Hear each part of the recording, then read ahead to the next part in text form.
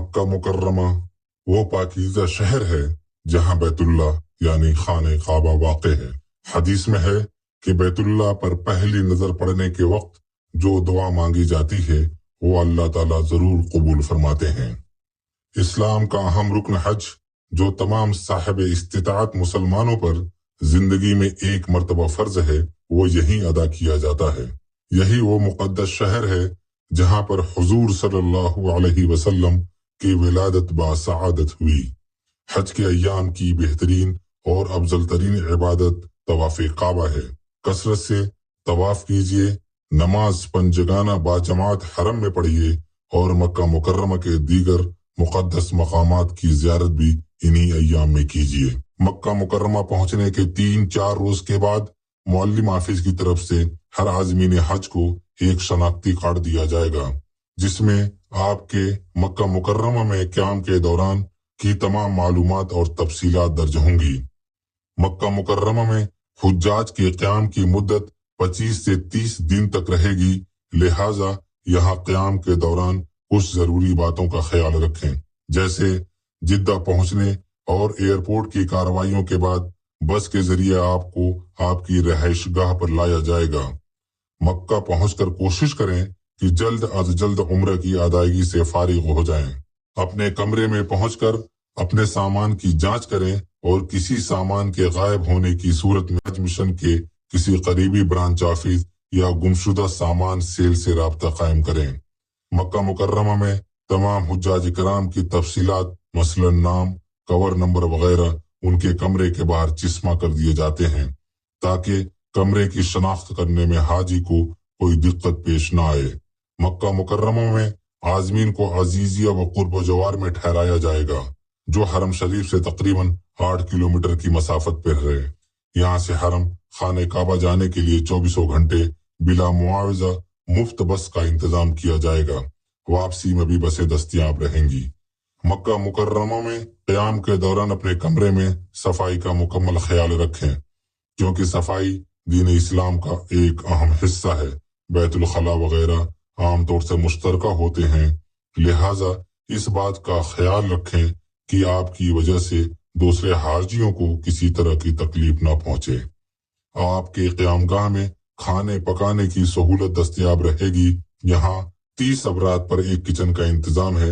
حجاج کرام آپسی مشورے سے باورچی خانہ استعمال کر سکتے ہیں۔ بلڈنگ کے مطبخ میں فریج اور چولہے کے ساتھ ساتھ سلنڈر کا انتظام پہلے سے رہتا ہے۔ کھانا بنانے کے بعد گیس چولہے کو اچھی طرح سے بند کر لیں کیونکہ بعض مرتبہ گیس لیک ہونے کی صورت میں آگ لگنے کا خدشہ رہتا ہے۔ یاد رہے کہ آپ کی قیام گاہ کے قرب و جوار میں ہندوستانی ذائقے کے کئی ہوٹل بھی موجود ہیں۔ اپنے کمرے میں ملاقاتیوں کی آمد و رفت کم رکھیں تاکہ دوسرے حاجیوں کو اس سے کوئی پریشانی نہ ہو اور ان کی عبادات و آرام میں خلل نہ پڑے۔ آپ کی بلڈنگ میں آب زمزم اور مفت وائی فائی کی سہولت دستیاب رہے گی۔ حج سویدھا ایپ کے علاوہ آپ کی بلڈنگ کے نوٹس بورڈ پر ضروری موبائل نمبرات درج رہیں گے، لہٰذا حسب ضرورت تکلیف یا پریشانی کی صورت میں متعلقہ نمبروں پر فون کر کے اس پریشانی کو دور کرا سکتے ہیں۔ البتہ حاجی صاحبان کو ذہنی طور پر چھوٹی پریشانیوں اور تکلیفوں میں صبر و شکر کے ساتھ برداشت کے لیے آمادہ رہنا چاہیے۔ کمرے سے باہر نکلنے سے قبل اپنی امانت، رقم اور دیگر قیمتی سامان کسی مناسب اور محفوظ جگہ پر رکھ دیں۔ خیال رہے کہ بڑی رقم لے کر مسجد حرام یا اور کسی بھیڑ والی جگہ جانے سے پرہیز کریں۔ تمام عازمین کو مشورہ دیا جاتا ہے کہ سعودی عرب میں ٹیکسی کا سفر کرنے کے لیے ان ٹیکسیوں کا انتخاب کریں جن کے اوپر عربی میں اجرا اور انگریزی میں ٹیکسی لکھا ہوتا ہے۔ تنہا ٹیکسی وغیرہ میں سفر نہ کریں۔ ٹیکسی میں پہلے مرد سوار ہوں اور بعد میں خواتین کو سوار کریں اور اترتے وقت خواتین کو پہلے اتاریں اور بعد میں مرد اتریں۔ عازمین یہ یاد رکھیں کہ ہر جگہ ہر قسم کے افراد ہوتے ہیں، احتیاط برتیں، بیدار رہیں۔ باہر نکلتے وقت اپنی رہائشی عمارت اور محلے کا نام یاد رکھیں۔ اکثر عمارتوں کے وزٹنگ کارڈز میں اس بلڈنگ و علاقہ کا نام، نقشہ و ٹیلی فون نمبرز دیے گئے ہوتے ہیں۔ ان کارڈز کو بھی اپنے ساتھ رکھیں۔ بہتر ہوگا کہ اپنے موبائل میں अपने रिहायशी बिल्डिंग का लोकेशन महफूज कर लें। हरम शरीफ के सहन, मताफ और उसके अलावा मक्का शरीफ में जमीन पर पड़ी हुई किसी भी जगह कोई भी चीज हरगिज हरगिज न उठाएं।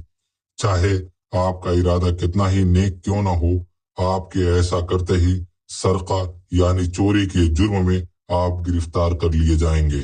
और अक्सर इन हालात में सफाई देना भी हुज्जाज के लिए अरबी जबान न समझने की सूरत में मुश्किल हो जाता है। माजी में कई ऐसे वाकयात रूनुमा हो चुके हैं। सऊदी कानून के मुताबिक हर हाजी अपने फिंगरप्रिंट्स के जरिए सिर्फ एक सिम कार्ड खरीद सकता है। इसलिए मुखलिसाना मशवरा है कि हर ग्रुप में एक शख्स अपने सिम कार्ड्स को इंटरनेशनल रोमिंग करवा ले, ताकि सऊदी अरब पहुंचकर अपने अजीज व अकारीब और रिश्तेदारों से राब्ता कायम करने में दुश्वारी ना हो। मक्का मुकर्रमा पहुंचने के बाद यहाँ पर तैनात से भी सिम कार्ड खरीदे जा सकते हैं और आम तौर पर हर ब्रांच ऑफिस के बाहर मोबाइल कंपनियों की तरफ से सिम कार्ड्स बेचने के लिए स्टॉल लगा रहता है। तमाम हुज्जाज कराम के लिए उनकी क़यामगाहों से हरम शरीफ के लिए 24 घंटे बस की खिदमत मुहैया रहती हैं। जुमा और इशा की नमाज के बाद हरम शरीफ में अक्सर बहुत ज्यादा भीड़ हो जाती है।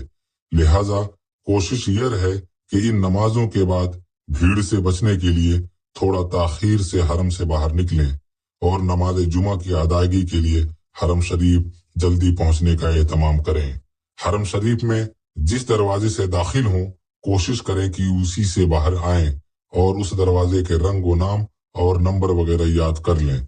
अगर उम्र करने के दौरान आपके साथ ख्वातीन हों तो कोशिश करें कि उम्र की अदायगी के दरमियान किसी नमाज का वक्त ना पड़े, क्योंकि नमाज के वक्त हरम शरीफ में मर्दों और औरतों के लिए सफ़ों का अलहदा इंतजाम रहता है, जिससे एक दूसरे का साथ छूटने का अंदेशा रहता है। और उम्रा पूरा करने के बाद मिलने के लिए कोई मुनासिब जगह तजवीज़ कर लें, ताकि बाद में किसी के भी गुम होने का डर न रहे। अपना मोबाइल हमेशा अपने पास रखें। चश्मा इस्तेमाल करने वाले हजरात एक से ज्यादा चश्मा रखने का एहतमाम करें और धूप में धूप वाले चश्मे का इस्तेमाल करें। हरम शरीफ या उसके अतराफ में किसी भी मुल्क का झंडा या निशान के साथ तस्वीर खिंचवाना जुर्म में शामिल है, लिहाजा इससे बचें। बीमारियों से बचने के लिए और सेहत के मुतालिक सऊदी अरब के जरिए दी जाने वाली हिदायत पर अमल करें। सफाई का ख्याल रखते हुए भीड़ वाली जगहों में मास्क का इस्तेमाल करें। वो हज्जाज कराम जिनकी मदीना मुनव्वरा रवानगी हज के बाद होनी है, वो मदीना मूवमेंट का इंतजार करें।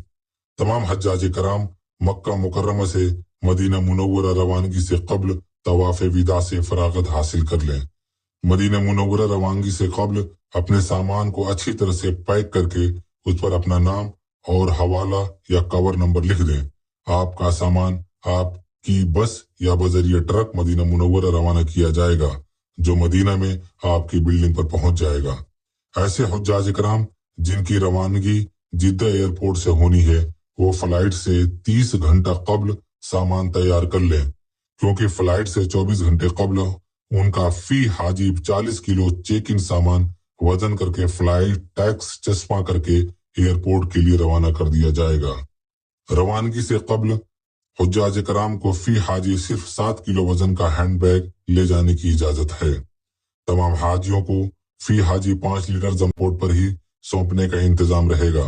लिहाजा हुज्जाज कराम को हिदायत दी जाती है कि जमजम अपने साथ न लेकर जाएं, खास तौर पर जमजम अपने बैग वगैरह में बिल्कुल न रखें, क्योंकि इसकी वजह से आपका सामान एयरपोर्ट पे ही रोका जा सकता है। अल्लाह ताला आपके हज को आसान बनाए और आपको हज मबरूर की सआदत नसीब करे।